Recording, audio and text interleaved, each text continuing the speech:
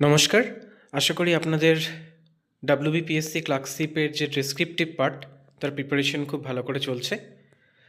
আগের দিন আমরা মক টেস্ট সিরিজ যেটা তার পার্ট 1টা নিয়ে এসেছিলাম। আজকে আরও একটা ফুল মক টেস্ট নিয়ে চলে এসেছি।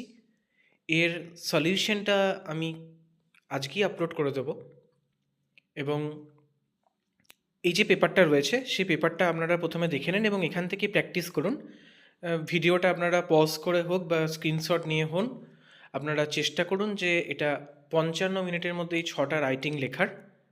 এবং চাইলে আপনারা কমেন্ট সেকশনে রাইটিংগুলো লিখেও আমাকে পাঠাতে পারেন। সেক্ষেত্রে যদি কিছু কারেকশানের থাকে আমি বলে দেবো এবং পরে অবশ্য আমি যে এর অ্যান্সারটা দেবো সেই অ্যান্সারটাও আপনারা মিলিয়ে নেবেন। তো যাই হোক, প্রথমে আমরা দেখে নিই প্রথমে কী রয়েছে না, গ্রুপ এতে আমাদের ইংলিশ পার্টে একটা রিপোর্ট রাইটিং রয়েছে।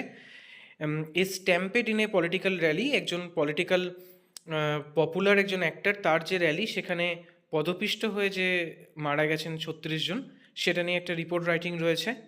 তাহলে এটা ইংলিশে আপনাদেরকে 200 ওয়ার্ডে লিখতে হবে। তারপরে একটা প্রেসি আছে, প্রেসিটা আপনারা খুব ভালো করে পড়বেন। তার যে টিপস যেগুলো রয়েছে সেটা আমি এক্সপ্লেনও করে দেবো যে যখন আমি এর অ্যান্সারটা দেবো। ঠিক আছে, বেশ। প্রেসিটা রয়েছে, প্রেসিটা আপনারা স্ক্রিনশট নিয়ে নিতে পারেন বা ভিডিওটা পজ করেও আপনারা প্র্যাকটিস করতে পারেন। তারপরে যেটা রয়েছে সেটা একটা ট্রান্সলেশন রয়েছে। আপনারা বারবার আমাকে বলেন যে স্যার পিকে দেশ সরকারের ট্রান্সলেশনগুলো করিয়ে দিতে, তো এটা পিকে দেশ সরকারেরই একটা ট্রান্সলেশন। তাহলে এটা করলে আপনাদের পিকে দেশ সরকারের একটা ট্রান্সলেশনের প্র্যাকটিস হয়ে যাচ্ছে এবং একটা মক সুন্দর করে দেওয়াও হয়ে যাচ্ছে। বেশ।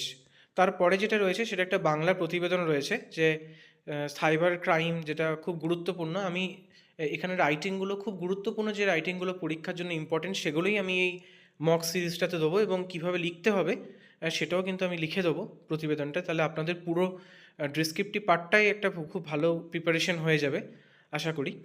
আচ্ছা, তারপরে রয়েছে সারাংশ রচনা। সারাংশটা আপনারা দেখে নেবেন, নিজের মতো করে সারাংশটাকে লিখবেন। সারাংশর যে রুল রেগুলেশন রয়েছে সেগুলো আমি বলে দেবো।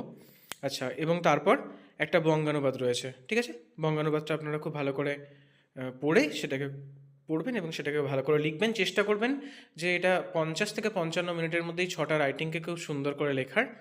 আর এর যে সলিউশনটা সেটা আমি এর পরের যে ভিডিওটা হবে সেখানে আমি আপলোড করে দেবো, যাতে আপনারা সঙ্গে সঙ্গে আপনাদের উত্তর লিখে সেটাকে মিলিয়ে নিতে পারেন। তো আপনাদের খুব ভালো করে প্রিপারেশন পর্ব চলুক, সামনেই পরীক্ষা। So wish you all the best.